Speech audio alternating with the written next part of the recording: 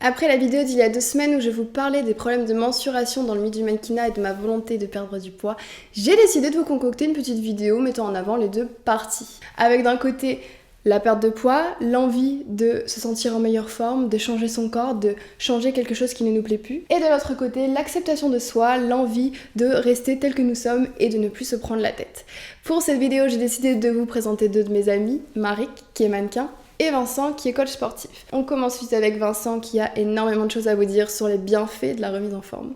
Bonjour à tous, je m'appelle Vincent Pedraza, je suis coach depuis 2011, donc quasiment 10 ans. Moi je travaille avec différents hôtels parisiens comme le Ritz, Royal Monceau, le Phuket ou certaines salles de sport privées. La Montgolfière par exemple où je suis pas mal, Actuellement. plutôt souvent. Et sinon je travaille aussi avec une clientèle privée chez eux où ça peut m'arriver également de les accompagner lors de voyages d'affaires ou voyages tout court.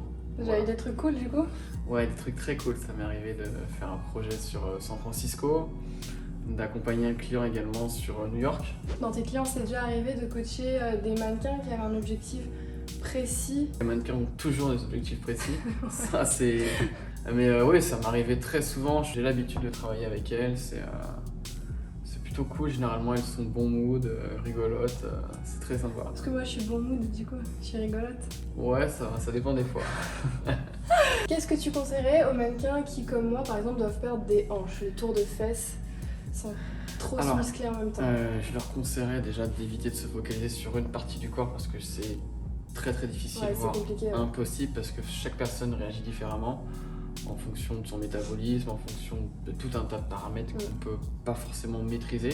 Je leur conseillerais simplement de faire du sport de manière équilibrée, de travailler sans trop de charge et travailler vraiment sur de l'endurance, travailler leur souplesse, travailler vraiment sur les muscles profonds, ce genre de choses, et d'allier avec ça une bonne diète.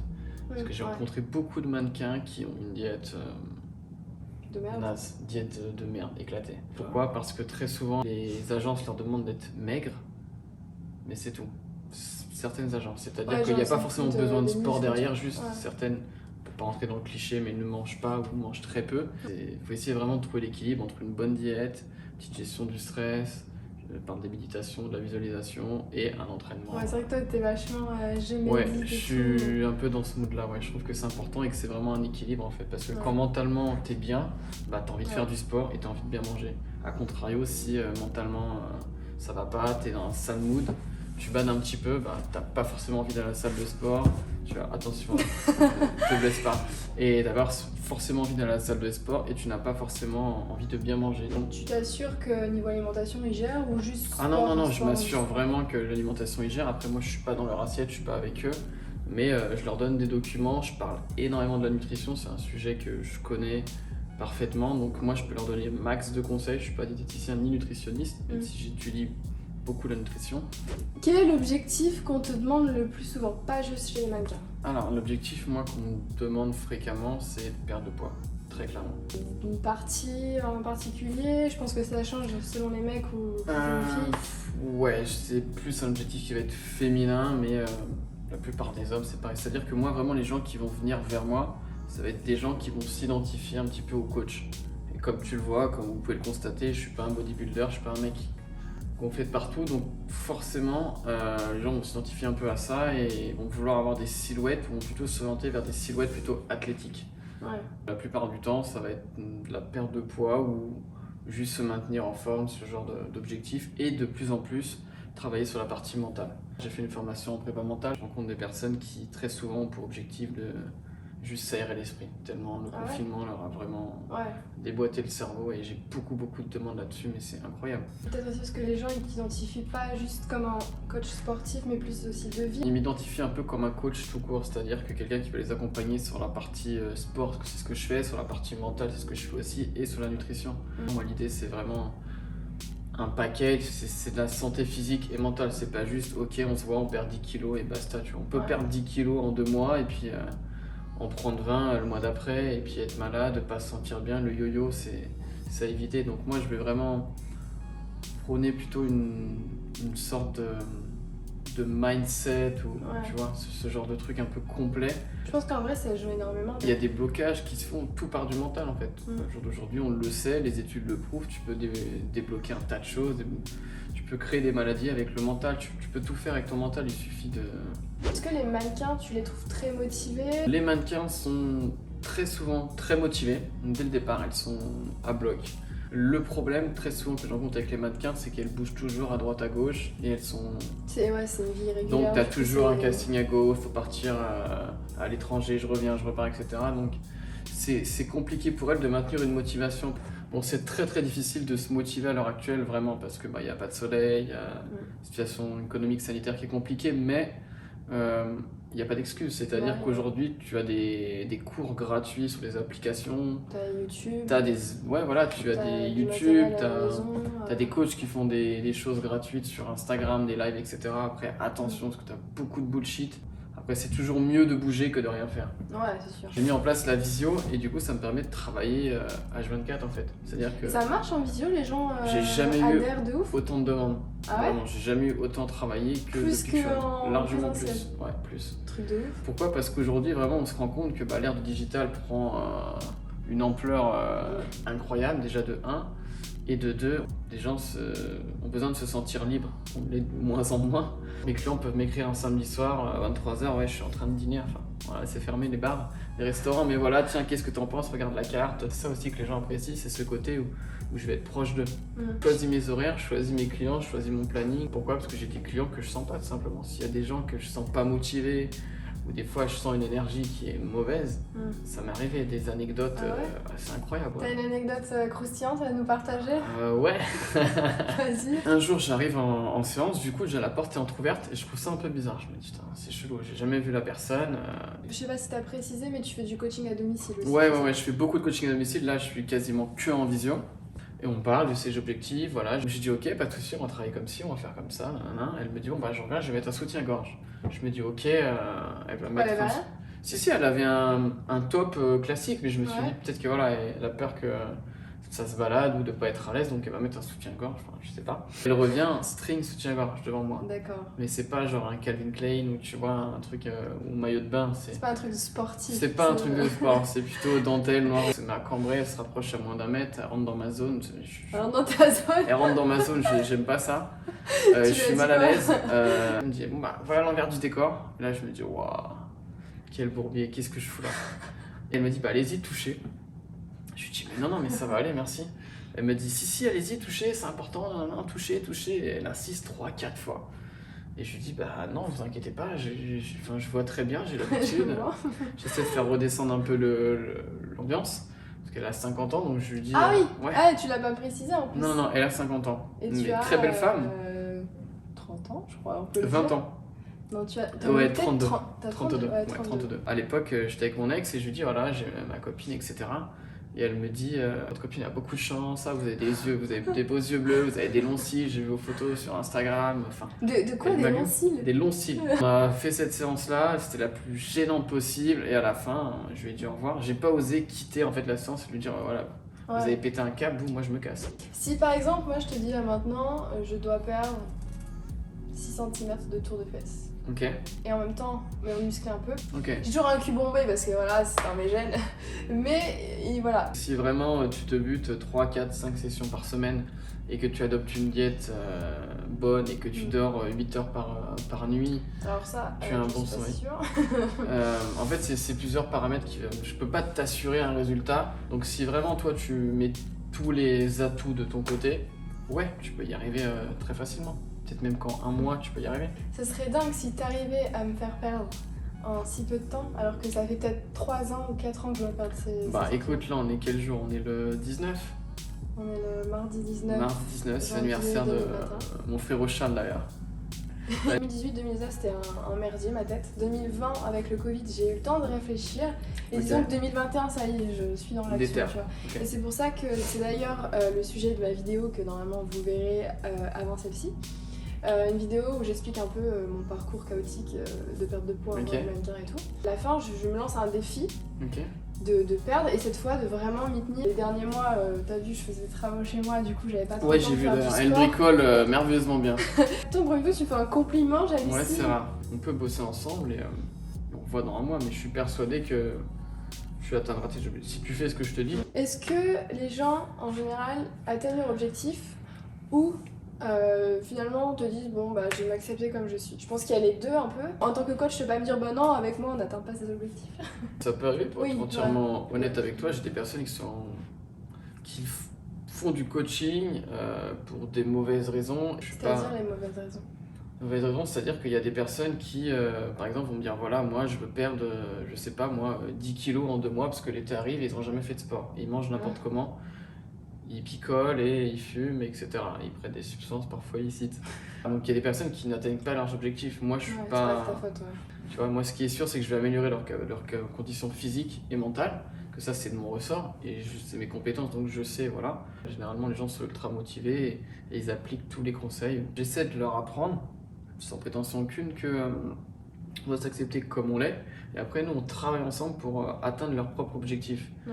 Mais l'idée c'est de s'accepter comme on est dans tous les cas. Dès le départ, ouais. Voilà, dès le départ. C'est important de s'accepter comme on est, mais il faut aussi entretenir sa condition physique et mentale, encore une fois. Avoir du surpoids, etc., j'ai aucun problème avec ça, mais c'est intéressant de bouger un petit peu quand même. Être en cas d'obésité morbide, comme j'ai pu le voir dans certains magazines, je sais pas, je vais te donner un exemple, une fille d'1m60 avec 90 kg qui dit qu'il s'assume, etc.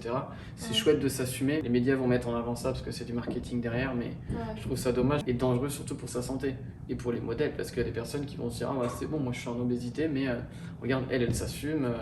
Donc c'est bien de s'assumer, mais derrière, je trouve qu'il faut bouger un petit peu. Donne-nous un conseil le plus important pour toi, en une phrase, pour 2021. En un mot, bouger, c'est tout. Bouger, ok. Bouger, prenez soin de vous, prenez soin de votre santé physique et mentale, tout simplement. Ciao, ciao. S'accepter, c'est ce qu'a décidé de faire Maric pour mieux se sentir dans son corps, dans sa tête et dans sa vie. Je vous la présente tout de suite. Hello, je m'appelle Maric Lecor, j'ai 25 ans, j'habite à Paris et je suis mannequin depuis environ 5 ans. Est-ce que tu peux expliquer un peu ton parcours? Alors c'est une longue histoire parce que en fait j'ai fait des études d'infirmière et pendant mes études il y a une scout qui m'a repérée sur Instagram. Scouts qui sont des gens qui en fait repèrent des têtes et voilà, chasseurs de têtes en gros, voilà. un peu en gros. C'est un peu bizarre dit comme ça. Ouais voilà, c'est ça. Elle m'a dit je travaille dans une agence, j'aimerais bien te recruter, etc. Et au début, je me suis dit, oula, ça sent un peu traquenard. J'avais un peu peur, surtout que c'était sur Paris, je connaissais pas du tout Paris. J'étais vraiment consacrée à mes études.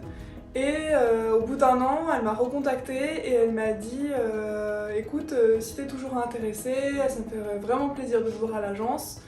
Du coup, je me suis dit, bon allez, pourquoi pas tenter, ça coûte rien. Dans le traquenard. Ouais voilà, j'y suis allée avec ma maman et tout s'est bien passé.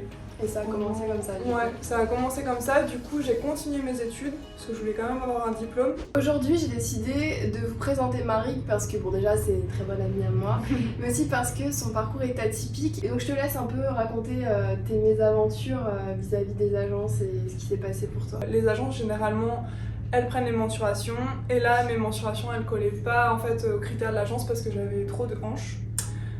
Ce qui était ma morphologie de base en fait. On a tous trop de hanches. Voilà c'est ça. À chaque fois c'est le critère, c'est les hanches. Les hanches. Ouais. T'as un problème avec les culs, je sais pas. Moi pour avoir plus de jobs, forcément l'agence elle m'a dit il faut que tu m'insistes. Ils m'ont clairement dit qu'il fallait que j'arrête tout ce qui était féculent, le sucre, donc pâtes, pain, tout ça. Et est-ce qu'à un moment ils t'ont genre forcé en mode si tu le fais pas, on te vire de l'agence? Non, c'était pas viré en fait, c'est plus qu'ils te mettent de côté et ils vont faire bosser ils vont faire bosser d'autres filles qui sont plus minces. Et... Du coup, c'est ce que j'ai fait et j'ai fait beaucoup de sport. J'essayais de faire du sport à jeun, le matin, le soir. Enfin, vraiment, j'étais focus. Je pensais vraiment qu'à ça tout le temps. Et même la nourriture, ça devenait.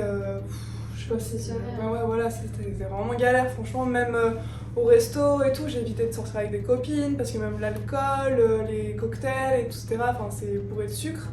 Et du coup, je me privais des sorties et petit à petit, tu sais, tu te retrouves vraiment seule parce que... T'étais que dedans, focus sur ton poids et rien d'autre. Et je me souviens quand on s'était rencontrés, toi t'étais un peu dans le même... Mais c'était un bordel quand on s'est rencontrés nos vies en fait. Ah ouais. On s'est rencontrés début 2019. Ouais, c'est ça. C'était pour Burberry. Ouais, on s'est rencontrés à un showroom, un job pour Burberry. Pour les gens qui savent pas ce que c'est, un showroom, c'est en gros un moment où tu dois présenter les pièces aux clients. Tu es clairement le porte-manteau c'est ça. pour des magasins, genre, je sais pas, Galeries Lafayette et tout, qui viennent voir qu'est-ce qu'ils vont mettre dans leur magasin. Dans ce genre de truc, soit c'est le rush, ou soit tu t'ennuies. On était dans une petite pièce, du coup on se parlait et c'est comme ça qu'on a fait connaissance. Et du coup des fois on avait des heures et on parlait pendant des... Mais oui, c'était un local à balai. C'est un local à balai.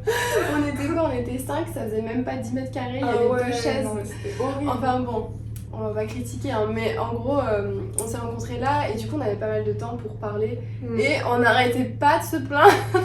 On était en meuf, j'ai trop de hanches, moi aussi, j'ai des boutons.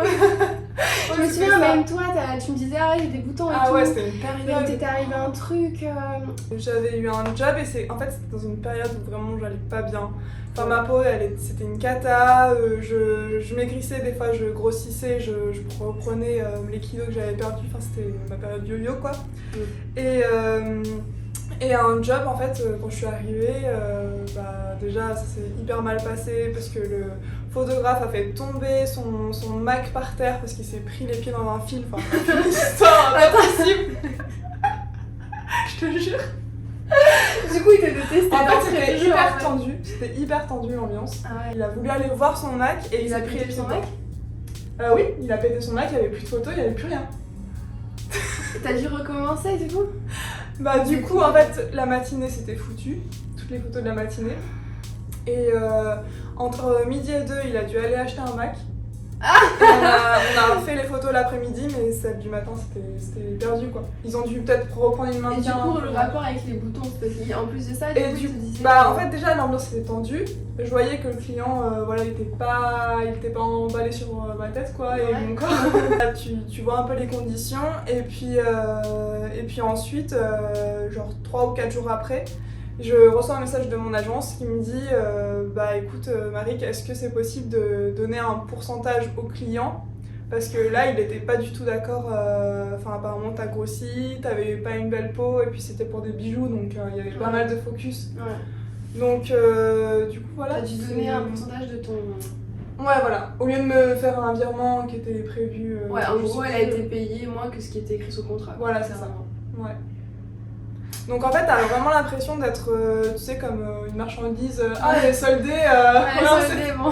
Déjà que j'étais pas bien dans mon corps, mais alors cette histoire-là, ça m'a. Ouais, je me souviens, ça m'a marqué. Après, une semaine après, j'ai dit que j'arrêtais le mannequinat, que c'était fini, que j'en pouvais plus, que ça me détruisait psychologiquement. J'ai contacté mon agence mère, celle qui m'avait contactée la première fois. Et je lui ai dit voilà que je voulais arrêter. Et là elle m'a dit mais Marik, il y a peut-être une solution, il y a une agence sur Paris qui vient d'ouvrir et ils acceptent vraiment toutes les morphologies donc on peut peut-être tenter. En plus c'était une grosse agence qui est assez connue sur Paris donc j'étais là. Ouais, ils ont ouvert un autre pôle en fait. Ouais voilà c'est ça. Et j'étais là écoute s'ils m'acceptent comme je suis, moi ça me va. Et du coup toi le fait de changer d'agence, qui t'accepte, qui te disent plus vas-y perds des hanches et tout, ça t'a vachement aidé pour t'accepter ou... Ah oui carrément parce que en fait j'avais tout le temps cette pression de me dire purée ils vont prendre mes mensurations. Du coup pendant genre 3-4 jours je faisais des jeûnes et j'allais à jeun à l'agence et tout pour être vraiment comme ça. Et du coup je me suis dit purée avec cette agence j'aurais plus ce stress là de me dire ils vont prendre mes mensurations et tout parce que là vu qu'ils m'acceptaient comme ça je savais que j'avais pas de changement à faire. Marik est ce qu'on appelle in between. Est-ce que tu peux leur expliquer un peu oui parce que même moi franchement je connaissais pas ça. En fait à la base mon agence mère elle m'avait dit il y a une catégorie curves Et du coup j'étais là, mais curves, enfin c'est quand même mannequin grande taille et moi je me voyais pas non plus genre en grande taille quoi. C'est vrai que quand tu m'as dit ça, moi je me disais mais what the fuck. Non, même des copines genre, elles m'ont dit mais... des énormes formes. Ouais, elle savait déjà mon parcours et elle m'a dit non mais là c'est abusé, enfin s'ils disent que t'es curves et tout, enfin c'est... Ouais, c'est ne pas respecter les vrais curves en fait. Ouais voilà c'est ça, exactement. Du coup ouais, j'étais un peu étonnée et elle m'a dit non mais curves en fait c'est à partir même du 38 quoi. Et du coup on va dire 38-40 c'est mannequin in between et à partir du 40 c'est curves.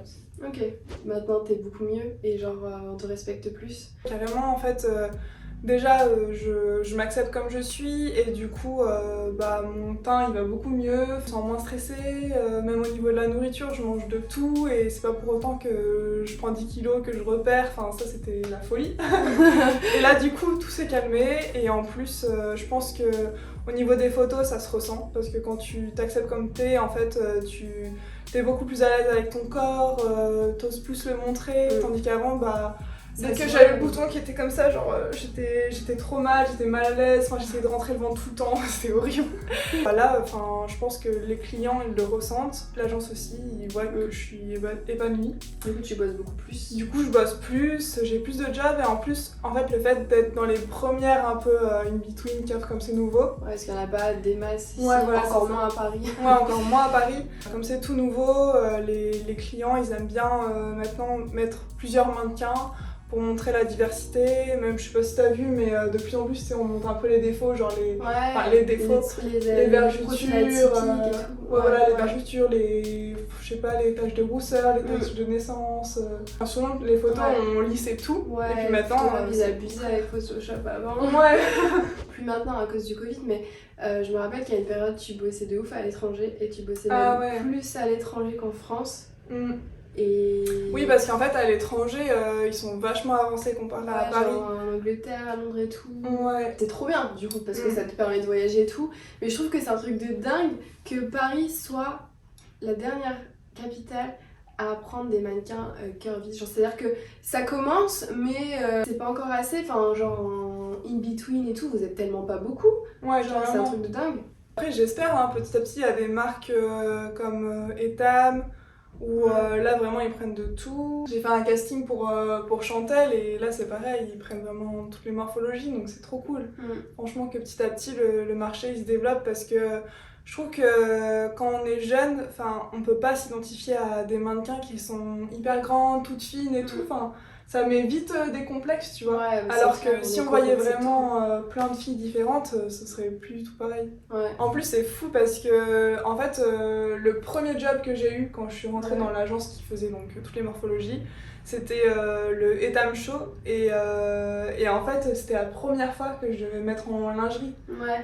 Et que je devais défiler devant tout le monde. Il fallait vraiment que je m'accepte et je trouve que c'était vraiment une revanche par rapport à l'autre agence qui voulait tout le temps que je m'insiste et là je me suis dit en fait je fais un des plus gros shows avec moi en fait, avec mon corps. T'as débarqué dans cette agence là, direct t'as commencé avec ça, genre t'avais pas le choix et je pense que c'était le meilleur truc en fait pour que tu t'acceptes définitivement et que t'oublies un peu. Ouais voilà, c'est ça. Marie, est-ce que tu aurais un petit message à faire passer? C'est ton moment. Non mais est-ce que tu aurais un petit message, je sais pas, à faire passer pour tous les gens qui nous regarderont, c'est-à-dire 200 viewers, c'est tout. Les gens qui complexent, parce que je pense qu'on est quasiment 98% des femmes à complexer, et aussi des hommes. En tout cas, ça m'a fait plaisir de partager un peu cette expérience avec toi, avec vous. C'était un sujet vraiment qui me tenait à cœur, parce que j'ai envie que ça se sache, pour que des filles qui sont un peu comme moi, qui sont dans une situation où elles ont dû perdre, reprendre, etc. Je sais que c'est des moments qui sont pas faciles, où vraiment t'as l'impression d'être seule, donc vraiment, déjà s'ils veulent en parler, qu'ils viennent. Et c'est cool de pouvoir parler de ça sans tabou. Si j'avais un message à faire passer, ce serait vraiment de s'accepter comme on est, parce que vraiment je suis passée par une période où c'était tellement destructeur, vraiment à faire le yo-yo et tout, c'est vraiment pas bon pour la santé. On a tous des profils qui nous correspondent. Et si on commence à vouloir les changer, c'est là que ça commence.